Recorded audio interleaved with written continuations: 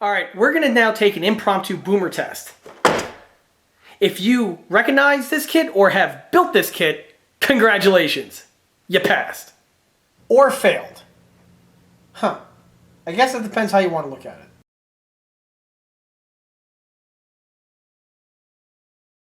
Hey everyone, this is John from ausf.G, and I'm here today with a model showcase video on this 1/35th scale German World War II Sturmgeschütz ausf.G. The model in this video is built for my own personal collection as not for sale and or purchase. However, like I often mention in these videos, I frequently take on commission build projects from models ranging between 1/35th scale and 1/6 scale. For availability and pricing information, that information would be best by contacting me through the email address listed below, which is info@eastcoastarmory.com. This model here is built predominantly out of the box. However, I went ahead and polished it in a number of areas. We'll be going over all of these additions in this video, as well as giving this one the thorough in-box review. So stay tuned because there's going to be a ton of content coming right at you. To start this video off, let's go ahead and take a quick walk around this model. And this vehicle here is the German World War II Sturmgeschütz 3 ausf.G. I'm pretty sure I'm going to be harangued by people in the comment section, bugging me that I'm mispronouncing the vehicle's name, but I've been calling it the Stug 3 my entire life, and I will continue to do so. Anyway, back to the vehicle in question. The Stug 3 platform was a very successful German World War II assault vehicle design, and the ausf.G variant was probably this vehicle's design at its apex. The units were produced by the firm Alket, and in total, approximately 8,400 units and some change were produced. They entered into production in December of 1942, and production ended with the end of the war in April of 1945. With these production numbers, this makes the ausf.G variant the most numerous and mass-produced variant of the Stug 3 that were produced during World War II. Compared to the vehicle that preceded this variant, which of course was the ausf, the ausf.G featured a design that utilized less raw materials and was also easier to produce.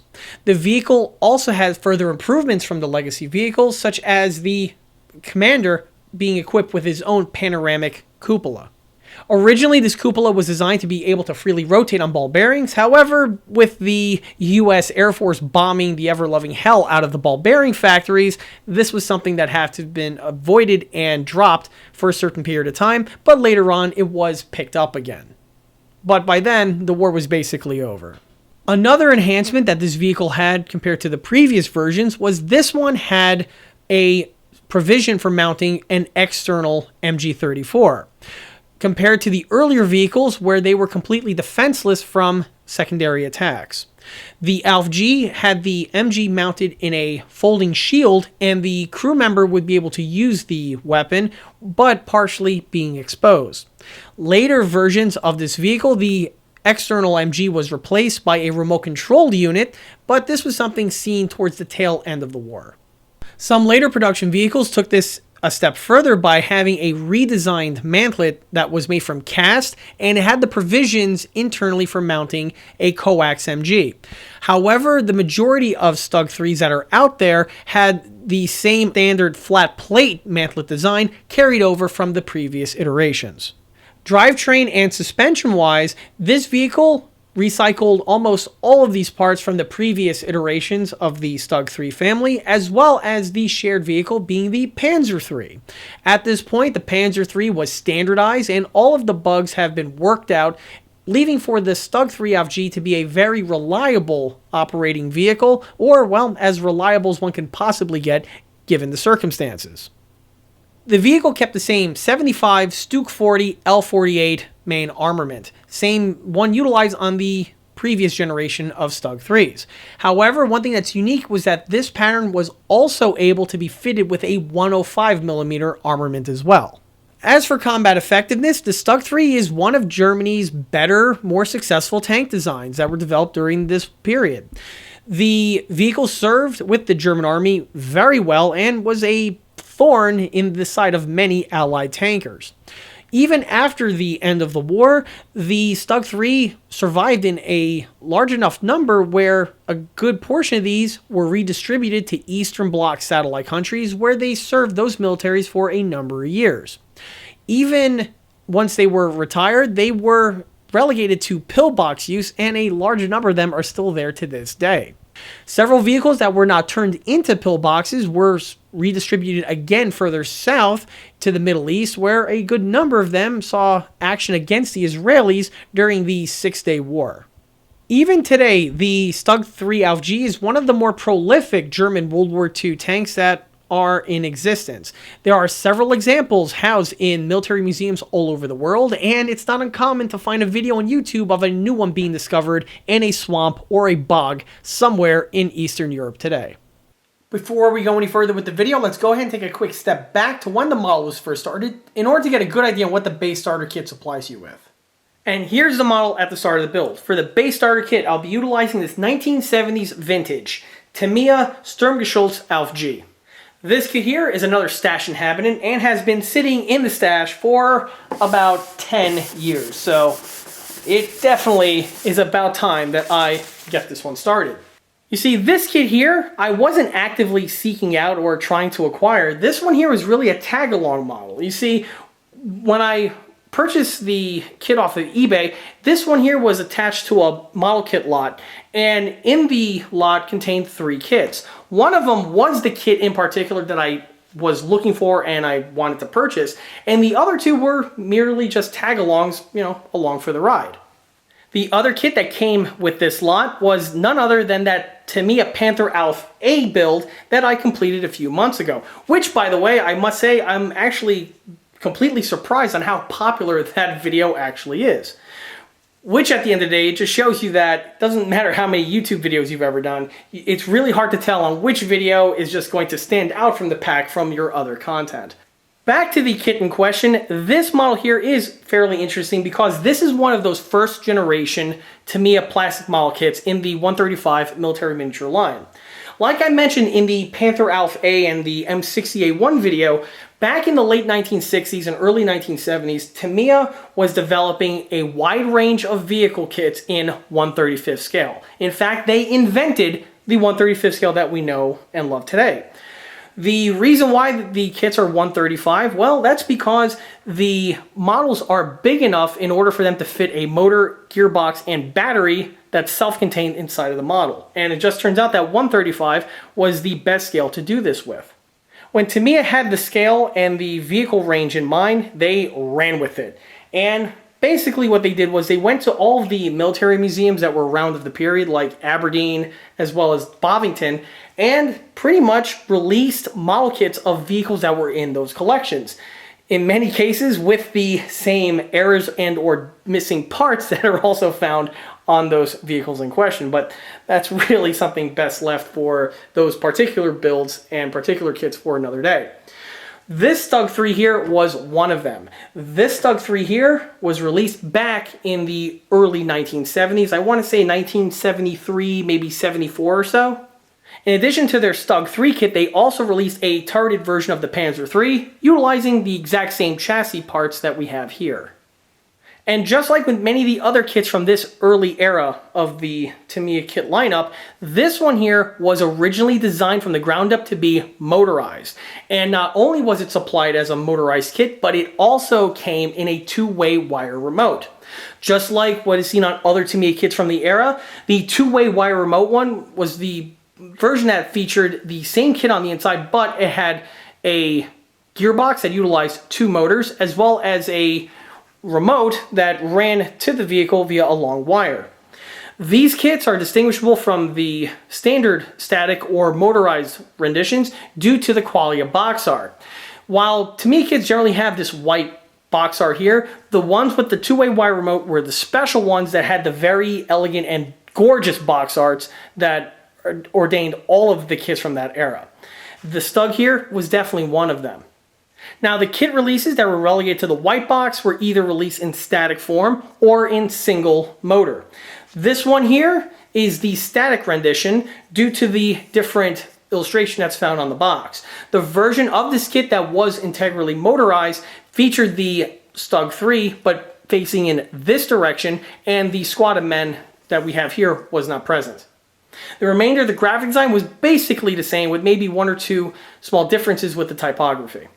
This model here is one of the older releases, and judging by some of the clues found on the box art as well as on the remainder of the graphic design, this kit here appears to be one of the older static kits. This one, if I was to take a guess, was released somewhere in the mid-1970s time frame, and I'll go over some of these clues in a moment. These kits here were in production for a good period of time, about 10 to maybe 15 years tops. However, in the mid-1980s, this kit, along with many of the other kits from the same era, were dropped from the Tamiya catalog. At this time here, Tamiya was shedding a lot of the older tooling kits, with the exception of a handful of them. This kit here and their Panzer III kit were one of them. Once this kit was dropped from production, Tamiya went on without any sort of Panzer III or Stug 3 pattern of kit for another number of years. It wouldn't be until the mid-1990s when Tamiya would revisit their Panzer III platform and create a new kit with new tooling for both the Panzer III as well as the Stug. Those kits are still in production today and are pretty decent builds, and they have been the basis of several other Tamiya Panzer III and Stug 3 releases that have been released since the 1990s time frame. However, let's get back to this golden oldie right over here. Note that this is one of the simplistic type backgrounds, and here we have the vehicle in question. Note though, it's not really the subject matter of the composition, as that appears to be the squad of men that we have here in the corner. Back to the Stug, note it has the Schützen present, but it's only in two sections, so you get to appreciate the remainder of the detailing on the vehicle, like the smoke grenade launchers, the tow cable, the armor plates on the front and such. The suspension is also nicely rendered, and oddly enough, it's actually better than the actual kit in question, which you'll definitely see once I crack the box open. We have an MG42 right here on the top with the bullet belt placed over it, and the tank commander, who looks to be really grumpy. Over here we have a squad of men, and these are Fallschirmjägers. Note they have, or I should say one of them has an FG42, first model with the bayonet in its exposed state. We have another one here with a P38 and P40, and interestingly enough, a Sturmgewehr. Quality of the illustration is typical for what you would see on Tamiya kits of the era. The remainder of the graphic design is as such. We have the typical typography right here on the top. Note over here, it's part of the military miniature line, and this one's unique because it actually gives you the components for not only the 75mm, but you have the option to build this tank with the 105mm variant, which is a pretty interesting feature that this kit does have. Now the motorized one has basically the same type of verbiage here, only it has the little catch tag, "It's motorized" with an exclamation point. But this one does give you a squad of men, which is why they're prominently covered here on the box. On the side, we have some more information, probably about the vehicle, but it's all written in Japanese. Small thumbnail of the image, and Tamiya kits of the era did do this type of setup where we have just a basic profile view of the vehicle in question. Note, this one here has the 105, while this one here has the long 75. Front and the back. And by the way, this kit here was manufactured in Japan. Later on, Tamiya would change their manufacturing from Japan to the Philippines. And those are primarily where the Tamiya kits that we all know and see in hobby shops and on mail order catalogs come from today. Moving along, takes to the end tab here, and here we have the thumbnail of the tank, some more typography, the Tamiya logo, but you also have the importer sticker. These kits, back in the day, were imported by MRC out of Edison, New Jersey. MRC were the sole importers of the Tamiya kits for a number of decades, from the 70s all the way up until the 1990s, when Tamiya of America opened up shop in California. When that happened, MRC no longer imported the Tamiya kits, but MRC is actually still in operation today, and I believe are the ones that import the Academy kits from Korea. The MRC kits originally would have this black sticker that we have here, and from what I've been told, the MM means military miniature, but the MT sticker ones indicate that the tank was actually motorized. Maybe mistaken, it's just something I heard floating around hobby shops back, you know, when I was a lot younger. On this tab over here, we have several other of the samples, or as I like to call it, the cock tease tab, because when you were a kid growing up in the 90s, even today, and you see these awesome box arts, none of these kits were in production. So basically what you see here was just wishful, optimistic thinking. Here we have the Panther Alpha, the Jagd Panther, the King Tiger, Jagd Tiger, and their Tiger 1. And yes, all of these box arts are just gorgeously rendered. If you ever have an opportunity to pick one up, either on eBay or find an old one, definitely recommend it because they're just gorgeous box arts. Well, with that out of the way, let's go ahead and crack this box open and see what we get on the inside. So this kit here obviously is not going to have any sort of photo etch or resin. It's a plastic kit from the 70s, and you're going to be having plastic parts. Starting with this runner over here, this is the little squad of men that were mentioned before, and they are indeed Fallschirmjägers. And no false advertising here, they give you the same weapons that were on the cover. We have here a first pattern FG42, Sturmgewehr, 98K, and an MP40. Detailing on them doesn't look too bad, again, considering the age of the tooling, and honestly, are probably pretty representable. If anyone's a good figure painter, you could easily paint these up and they'll be just fine. I believe this set here was actually sold by Tamiya as an independent piece, where you just purchase this runner here and you could use these figures for dioramas and such. However, this run here is pretty much irrelevant because it's just going to go up in my spare figure bin, because if we've noticed from my channel, I don't work on figures. So if anyone wants them, by the way, hit me up because I got a ton of these things. But, you know, shameless plug. Here we have the lower hull and the upper hull.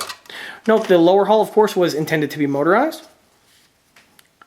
It has all of its motorization goodness found on the inside.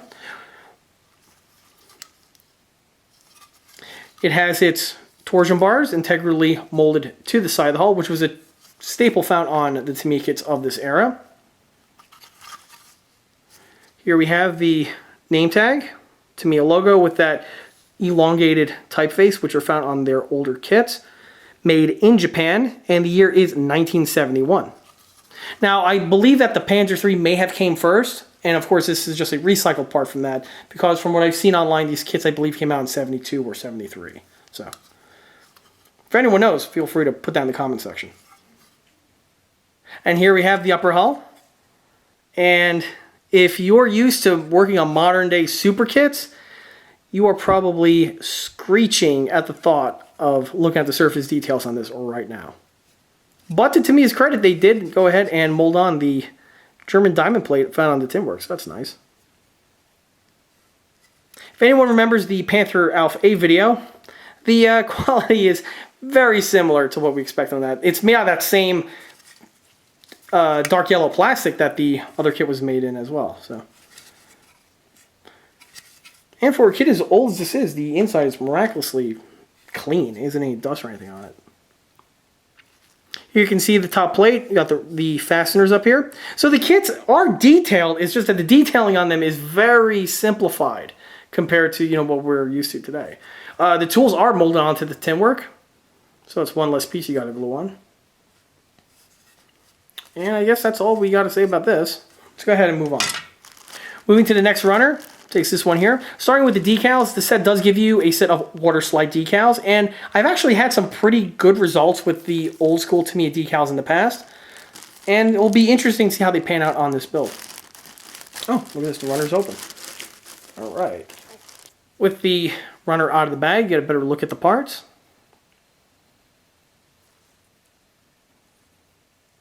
Honestly, not too bad. You do have some detailing on them that is relevant, and if anyone's ever built a Stug 3 before, you should pretty much recognize most of the parts on here. There's the machine gun. Note that it is an MG34 as opposed to the box art that shows a 42. It's just one thing to point out. But then again, nothing is probably as egregious as the old Aurora M48 box arts. Those were just hilariously frauded in advertising. Looks like a little burn mark here. That's weird. All right, well, enough of this runner. Let's dig on further. Digging down further takes this runner over here. Note we have the shirts and panels. Hello. And in addition to the shirts and panels, it also supplies you with the parts to build this model with the 105. And if that wasn't cool enough, it actually supplies you with a little bit of interior detailing, no less. So that's pretty cool too. It's an ammo rack, some shells, shirts and mounts, spare track, which is just a single piece molding. And the track, just like on the Panther, are the exact same pattern, only it's not rubber, it's actually made in plastic, which again, you know, that's continuity, I guess. You give them credit for that. Alright, let's keep going. Appears that some of the commanders and crew members are running around loose. But here goes this bag over here, which is the running gear. Now this is something where I'm pretty sure some of the current modeling elitists will probably turn their noses up. And you can see the row wheels. They had their detailing on them, but they are simplistic to say, you know, to put it mildly. The holes are not thoroughly drilled out, they're just rendered on the surface. But they're there. I'll give them credit for that. There's the sprocket. It does have that iconic Panzer III hub to it. Of course, these were motorized at one point. And here go the rear idler wheels. Again, they have the look and shape of the real piece. It's just simplified. Of course, here we have a set of polycaps. No Tamiya kit is complete without it. And we have a set here of the main tracks. And it appears that these tracks have been in this bag for so long that the little amber rubber band that was used to hold them together brittled up and just snapped into little pieces like we have right over here. It's always a good sign. If anything, it shows you how good these tracks were. They were able to take the decades of age, but the little rubber band wasn't.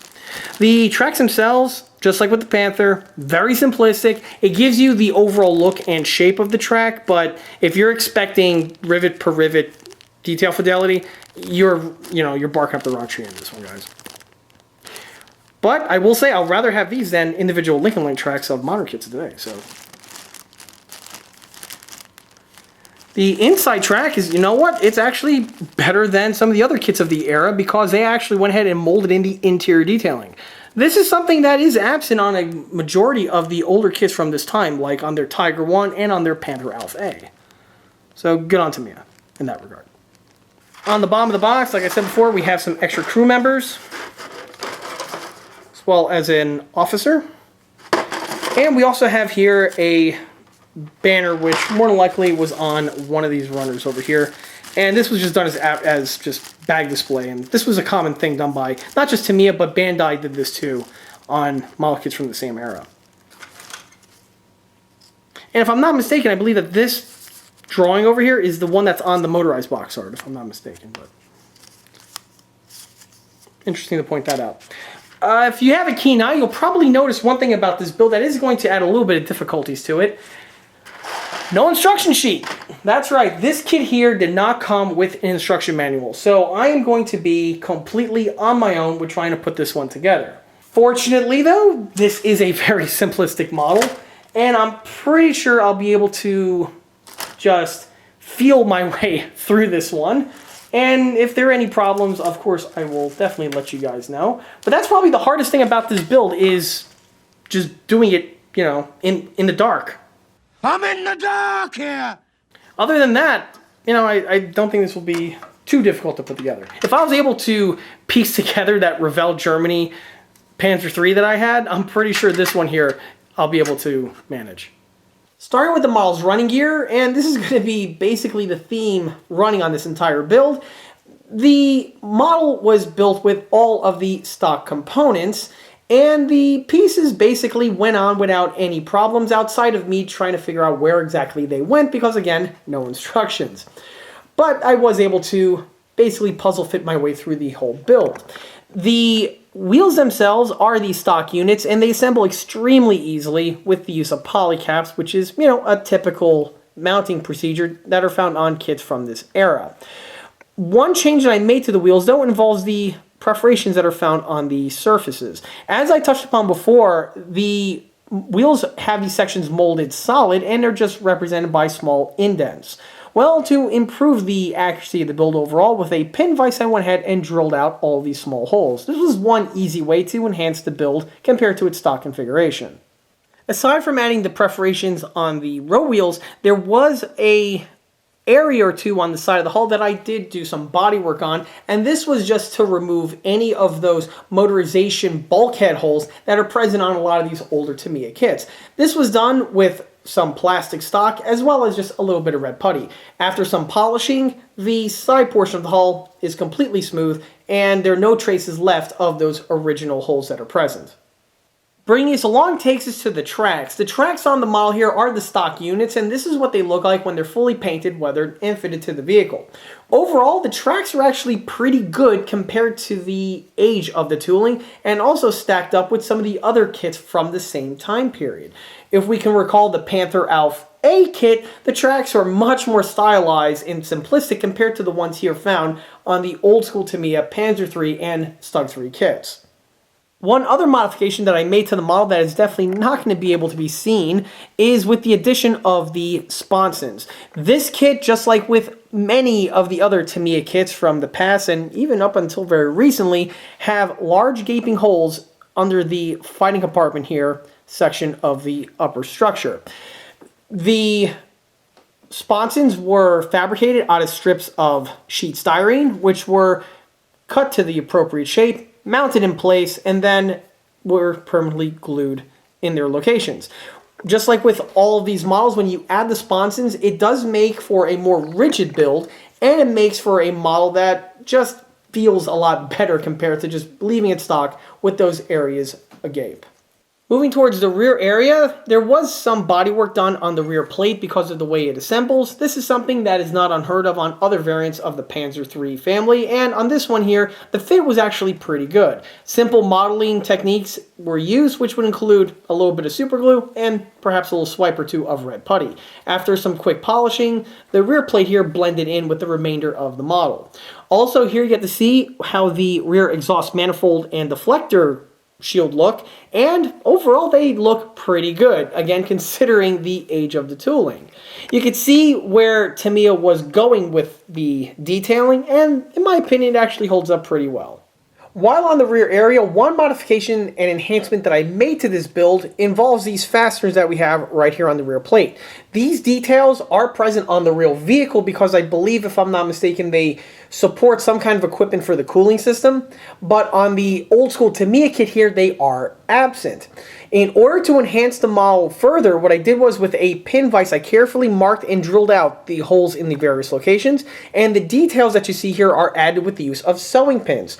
Once these details are fitted, this immensely improves the model's overall look compared to the vacant area that we had previously. Moving our way up brings us to the rear detailing found in this section, but we'll start with the tubular convoy light.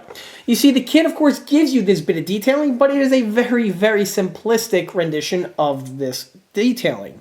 Rather than replacing it outright and trying to find an aftermarket solution, I decided to keep the kit one and just polish it and upgrading from the kit original configuration. The kit original version basically renders this piece with just the frame without the tube section present. Well, in order to improve it, I decided to fabricate the center tube portion and simply drop it into the two sections of frame. And the way this was done was I rummaged through my scrap 3D printed sprue bin, and yes, I actually keep those because I use them from time to time for different applications, and well, you know, it came in handy for this one. On many of my 3D printed parts, they are printed with the HD material, and on several of my components, and with some of the other aftermarket parts I've used, they have small little sprues on them that are just not used for anything. Well, the sprue was a perfect material to fabricate this bit of detailing because it is made out of translucent material. What I did was I simply just cut the piece to shape, or to size more likely, and I then fitted it to the frame, and then I painted it with the translucent blue paint that I've touched upon in a few other videos. Once the paint sets, it really gives a nice bit of detailing to this otherwise simplistic part, giving you the more or less look of the component in question. And once fitted, it gives a little bit more extra color and a little bit of extra detailing to, the basic kit overall. One other thing I want to mention about the tubular convoy light is that this kit, for some reason, gives you 2 of these details. The other detail is found right in this section here. It's the same part, just duplicated. On the sturmgeschütz, there's only 1 of these tubular convoy lights that are present, so the other bit of detailing was not necessary and was omitted on the build, which was of course simpler enough to do. However, one change that I had to make by removing this bit of detailing was with the portion here on the rear fender where the piece plugs into. With the way the kit is designed, there's a small rectangle molded into this section so that the piece can plug in place. Well, obviously with that piece not being fitted, you're going to have to deal with the divot. The divot was simply filled in with a piece of plastic stock that was the exact same shape, clipped flush, and then just polished briefly with a little bit of careful sanding. Once the piece was polished away, the rear tin work over here has a nice seamless appearance to it. And on a German tin work, that's actually very noteworthy because there is this pattern of diamond plate found on this section, and if you're not careful, this is something that could easily be ruined or harmed during the patch-up process. But as you see on this build over here, that just wasn't the case. I was able to do the job perfectly without any other collateral damage. Continuing with the tin work brings us to the Pioneer tools. And these details here required a little bit of hand fitting in order to get them in place. And what I mean by hand fitting is not the quality of the piece or the quality of the kit. Far from it, actually. This is just because I didn't have the instructions, so I didn't know which pieces go where. Fortunately, this procedure was one that wasn't a problem to Cinderella my way through because, well, frankly put, the pieces are so well engineered that they just go into their corresponding locations without any confusion and also with the appropriate orientation. Admittedly, I did cheat a little bit by looking online and looking at my other Tamiya ausf.G in my collection, which is not this vintage one, it's one of the newer ones, but that's a subject for another video. Outside of that, though, the pieces went on very, very easily and mostly effortlessly. The quality of the tooling was pretty decent. I mean, they have their little straps integrally molded on, and they are detailed in a sense where if you properly paint them, they'll actually look pretty good. As I mentioned before, some pieces like the axe over here are integrally molded onto the model, and this is something that can add a little bit of difficulty to some novice builders out there, specifically when they're still trying to figure out how to apply paint via a paintbrush. Although that sounds really simple, if you're not careful, you can easily mess this up. One common mistake made by a lot of builders out there, specifically more novice ones, is they don't understand paint consistency and also how much paint to put on the paintbrush. And if both of those are not set properly, when it comes time for the paint application, once you make contact with the surface, the paint is just going to run out all over the place and it's going to cause a bit of a mess. On this one here, I didn't have that problem and I was able to get the pieces properly painted. One nice thing about the pieces, even though they are molded in, which is again something that people would scoff at today, on this particular example, they are molded in a way that they stand up from the surface pretty well. So when you're painting them, and if you have the right paint consistency, they should take the paint very well, and the risk of running is mitigated. Although, again, it's not foolproof because if you don't have the right paint mix, it's still going to run regardless. So this is something to pay attention to if you're working on not just this kit, but a lot of the older tooling kits out there, and even the smaller scale kits out there, where these pieces tend to be molded on. While on the tools, 2 other things I want to mention is with the quality of detailing found on the jack block, which surprisingly has excellent detailing found on the surface. On the molded in tooling, you'll see the strap found in this area, and the strap does have its little hinge and locking detailing, and it also has the rigidity straps integrally molded in. In order to make the piece shine, all I had to do was paint it and weather it accordingly, and the piece basically just spoke for itself. On the opposite side here, we have the fire extinguisher, which for all intents and purposes held up pretty well with the age of the tooling. Another noteworthy piece of detailing involves the spare tires that are located right here on the rear portion of the engine deck. They're mounted on top of the air intakes, and it's an iconic bit of detailing found on this pattern of vehicle.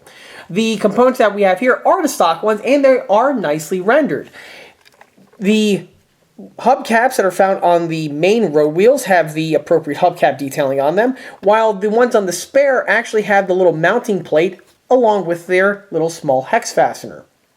In order to improve the pieces further, I went ahead and added the little fastener details that are found on the top portions here of the two wheels.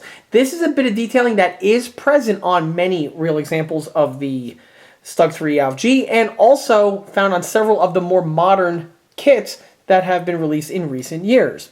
They are, of course, absent on the old school Tamiya one here, but in order to improve the kit further, I went ahead and fabricated these missing details. To do this was extremely simple. The only thing that I did was I took several sewing pins, I cut them all to the exact same length, painted them black, and then fitted them into the appropriate locations. Once these have been added, you can see how much detailing they add to this model in this rear area. Continuing with the rear details takes us to the hull lift hooks, which we have one over here, and there's two other in the front that I'll touch upon in a moment. These ones here are the kit originals and are actually pretty good with the overall size and shape. However, two bits of detailing that I added are the little lift hooks that we have right here on the side air vents. These are present on the real vehicle, but are absent on the old school Tamiya tooling. These ones here came in actually as a leftover part from the OTR Revell / Dragon Panzer III Alpha M kit that I did a little while ago. If we can recall from that video, I had to make a mold of several of these little lift hooks in order to repair the model fully. Well, since I had those molds on hand, there's no point leaving them idle on this particular build here, so I dusted them off, casted the components, and added them to both sides here of the air intakes. They were a simple addition to add, and once added, polished the model further compared to its original kit configuration. Outside of the lift hooks, the remainder of the details back here are stock, and this includes the engine hatch intakes, which I think are okay for what they are. They are missing the little inner frame details, which are present on the newer tooling kits, but again, for this kit here, I think they do the job just fine. On the back portion, we can see the remainder of the rear plate details, which we have some detailing being a spare track rack, which has the overall correct shape and scope of the part. And this is true for the other spare track racks that are found on the front and the sides. We have the air filter here, which is really nicely rendered, where we have little fasteners that are present. And we also have the antenna base mounts. The antenna base on this one I left stock. If I was to do this kit again, I probably would tool up a replacement German antenna base, but for the time being, this one here, the kit one, does the job.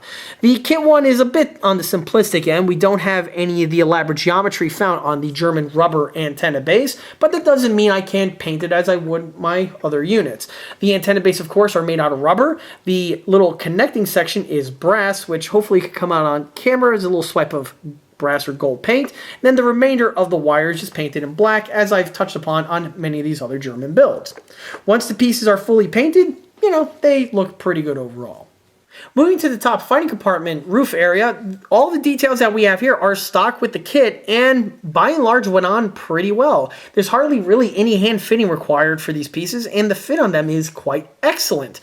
The only modification or addition, I should say, that I made was the addition of these three crane lifting bosses that we have on these sections here of the fighting compartment. These are made out of thin pieces of heat shrink tubing that I shrunk further in order to get to the appropriate shape. I snipped them to length and then I just mounted them to these three locations. On the real vehicle over here, this is used to assemble a tubular crane, much like it is on the King Tiger and the later Tiger ones, so that you can get access and remove sections of the engine deck. With the addition of these three simple details, it's another way to enhance the overall look of the roof of the vehicle.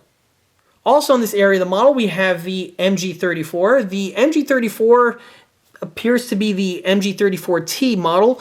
Of course, the model's detailing is going to be on the simplistic end, but it was able to paint it and weather it to the configuration that we have here. Of course, like many of the MG34s that I've mentioned on this channel, I went ahead and painted the stock and the pistol grip panels with replicating red Bakelite, which of course is something that would be common on vehicles from this era.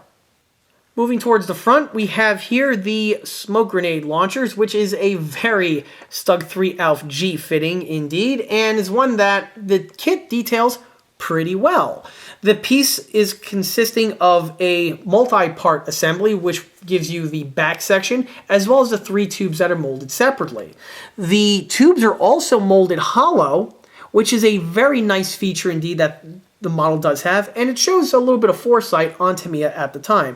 Same, by the way, is true for the exhaust manifold section that I touched upon before. Those pieces are also molded hollow, so that no drilling is required by the builder.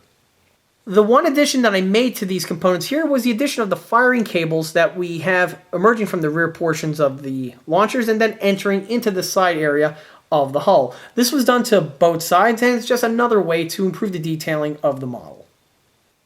Moving to the front area, here you get to see the front armor sections. Note the fasteners are present and are decently rendered on this older kit. At this point, you can see the other 2 lift hooks that I touched upon before, and these are the kit originals and went on stock out of the box without any problems. Although I want to mention that if you are building this kit, it would behoove you to have a nice set of tweezers. Because of the small size of these pieces, they may be difficult to hold in your hand, and they may have a really bad tendency to fling off to lost partia. So when you're working on one of these builds, you want to take some care with the assembly of these parts. And by the way, this is true for not just this old school kit, but it's true for the other Stug and Panzer III kits that are out there from the other manufacturers. Moving our way to the mantlet and the barrel. For this one here, I wanted to go with a standard Stug 3 ausf.G rather than the version with the 105. The version with the 105, you would have to add those other interior details that I touched upon before, but for this one here, it was simpler for me to just roll with the 75 variant. The mantlet, totally stock, literally nothing to talk about over there. The piece itself is very well engineered and goes together really quickly, and the barrel, again, I can't stress this enough, considering the age, held up remarkably well. The geometry, the size, everything on the kit piece is actually really, really, really good. Of course, it's a 2-part assembly, which again is quite customary for these model kits, and the polish work was done with ease. A little bit of super glue and some fine sandpaper was all that was needed to polish it up to the condition that we have here. Once the piece was all polished down, it was a simple mount like it would be on any other tank model. The next addition I want to mention involves the front transmission hatches that we have right here. These are the stock units, but the one addition that I made to improve them further was with the small little holes that we have on the hatch, as well as also on the armor plate. On the German tanks, and this is also true for vehicles like the Tiger, the Germans had flush mounting fasteners where the fastener would have a taper section on it and it would fit into a corresponding hole on the armor plate. On the inside was where we would have the threads and the nut section in order to secure the pieces in place. On this particular example, these would be used to hold on the hinges that are found right here. Because of that, the one trademark is that you will have a small little divot found in the locations where the fasteners are present, and these are absent on the older kit, but were easily added with a very small Dremel bit and with a pin vise. Once the pieces were carefully marked, I went ahead and drilled them out to the way you see it here, and by doing this again is another way to improve the detailing further on the stock kit. And that's really all she wrote for the build into details, and I guess that leads us to the paint and the markings. For the model's camouflage pattern, I went with a German 3-tone camouflage scheme. The colors are my typical Dunkelgelb that I've touched upon and used on basically every yellow German tank that's found on this channel. The green is Tamiya olive green, and the red-brown is Tamiya red-brown. This was all done via the airbrush, as are the other weathering techniques that I've touched upon on a number of these videos. These would include washes, filtering, as well as dry brushing. For the barrel, I went ahead, and on this build I wanted to give it a little bit more contrast, so I went with the primer gray barrel, which was something that I've touched upon a few other builds, and it's something that has been seen on many real German tanks of the period. Of course, these things are changeable, and in case a barrel were to get damaged in battle or for one reason or another needs to be swapped out, and many times the new barrel wouldn't be painted to match the rest of the vehicle, and the vehicle would roll into combat with just the barrel left in its natural primer gray state. As I've touched upon in a few of these videos, this is one really easy way to add a bit of contrast to your German tanks, and it's one nice feature to have in your painting toolbox. If you are going to roll with something like this, I always found it easier, and if possible, to paint the barrel separately from the remainder of the model, and then during final assembly, once everything is weathered and all that good stuff is done, you simply just mount it and you're good to go. By painting it separately, this makes it easier to not only paint the model with the camo and the weathering, but also to paint the barrel too with its base coat, and you could then weather it accordingly. Also, you notice that on this one, I didn't build it with the shirts in, or I didn't go ahead and load up the racks with the spare tracks. The shirts and components, of course, were supplied with the kit. However, because I didn't have the instructions, I wasn't really going to try to Cinderella my way to fit them in place. And also, I kind of have a few other Stug 3s in my collection with the shirts in, so I wanted to have this one rendered without the skirts. For the track racks, I kind of like the way the paint job came out, and I at the time didn't feel like adding any spare links. However, if my mood ever changes and I do have some extra links on hand, I could easily just whip up a set and throw them on. If I was going to add spare tracks to this model, I definitely not use the original kit ones, and I would look for a more modern track set, like something spare from my Ryefield models track set builds that I've done, or even some of the Fruly tracks that I have lying around. This is something that's possibly going to be subject to change, and if there's ever an update, or if I ever do another Stug 3 and I add it, I'll be sure to mention it in that future upcoming video. But for the time being over here, I'm kind of content with leaving the tracks, or I should say the racks, trackless. Finally, this brings us to the markings, and I gotta say, one thing Tamiya kits always seem to have are excellent, fantastic quality of markings. The markings on this model here are the original markings that I showed in the unboxing portion. They are awesome. Guys, if you're building an old school kit and if it's a Tamiya, rest assured your decals are going to be great. We all saw the original quality of this model. We all saw how old it was, judging that even the rubber bands holding the tracks together just dry rotted on it. And yet the decals were perfect. There wasn't a single problem with the kit supply decals. They went on as good as any other contemporary modern quality company decal. They're great.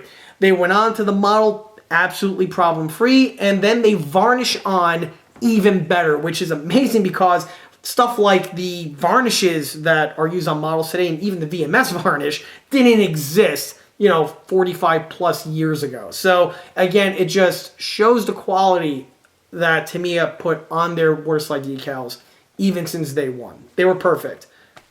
Literally perfect. In the end, I'm really happy I finally got this one built and added to the collection. This was one of those stash inhabitants that was just acting as nothing more than a dust farm. Having it built and built to the condition that we have it here, it's definitely something that I appreciate. And of course, being a vintage kit is definitely one that I personally appreciate and is one that's going to fit into my tank collection very welcomely. And since this was a build that just fell into my lap, as I touched upon earlier, now having had the experience with going through the build, it's one that I definitely do not regret, and again, this is going to be a very welcome addition to my collection. And this, of course, slides us into skill level and recommendation. The Vintage Tamiya Stug 3 kit is definitely one that is beginner friendly, and a beginner can tackle this build very easily. The only caveat, of course, is being the paintwork, and this is true for all World War II German tanks. Unlike other tank kits out there, the German World War II tanks are harder to paint due to the propensity of needing a camouflage pattern, which will mean the builder will have to have some experience and tooling with things like an airbrush, air compressor, and other skill sets that are associated with that. In comparison, you have some other vehicles like American tanks, for instance, that are just all one coat of olive drab, which are relatively easier to paint. But with the paintwork aside, the kit itself goes together extremely easily. I mean, hell, look at this particular build here. I didn't even have a set of instructions, and I was still able to get the thing assembled. And mind you, this was the very first time I had to go around with one of these vintage Tamiya Stug 3 kits. Outside of a beginner, a individual with intermediate to an advanced range could obviously tackle one of these builds, although those type of individuals may find this kit here to be a bit oversimplistic and possibly something that is below what they're looking for. If you're a person with an advanced skill set, chances are really good you're going to want to steer towards some of the newer tooling kits that are on the market from a plethora of manufacturers between Dragon, Takom, Ausf.G, just take your pick. There's a lot of really nice tooling kits out there for this exact pattern of vehicle. Same is also relatively true for an intermediate builder. And unlike the Panther Alpha A kit that I've mentioned a few times in this video, this one here, although technically it would fall into a similar, subgroup, basically if you are someone who's looking to re-enter into modeling again, or you're looking to get a easier model in order to just practice some painting skills on, this one here technically would fit into that niche as well. The only problem is the availability and also the associated cost. You see, the Panther Alpha A is still, or at least last time I checked, still in production, and because of that, they are all over the place, easily obtained, and obtained for a relatively low cost.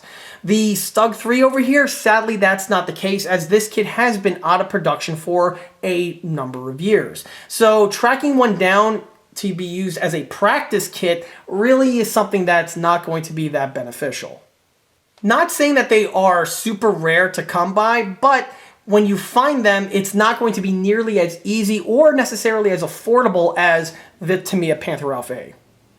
And I believe at this point we're basically into recommendations. So, as what I was touching upon before, if you're someone who's looking for a really super accurate, extremely well-detailed rendition of the Stug 3 Alpha-G, this obviously is not going to be the kit for you. You might want to steer clear of this if you're one of those modeling elitist snobs that likes to bicker about a molded-in bolt or two and go on the forums to rail and complain about that. If that's you, don't even bother to look at this thing. This is definitely not going to be for you.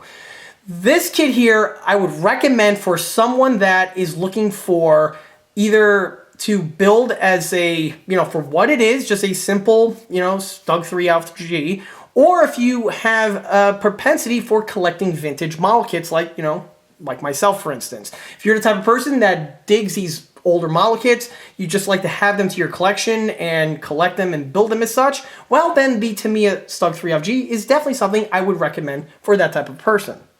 Another person who I'd recommend this kit to would be someone who motorizes and RC converts small 1/35 scale plastic models. And this is probably a recommendation you didn't necessarily see coming.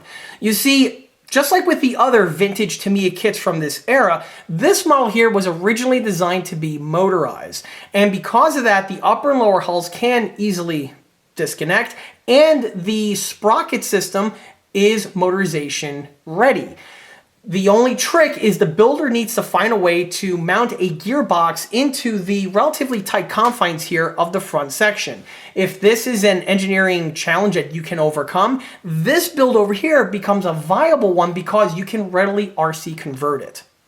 And with the way the remainder of the suspension system parts are designed, they are very robust and will take to the wears of RC or motorizational running.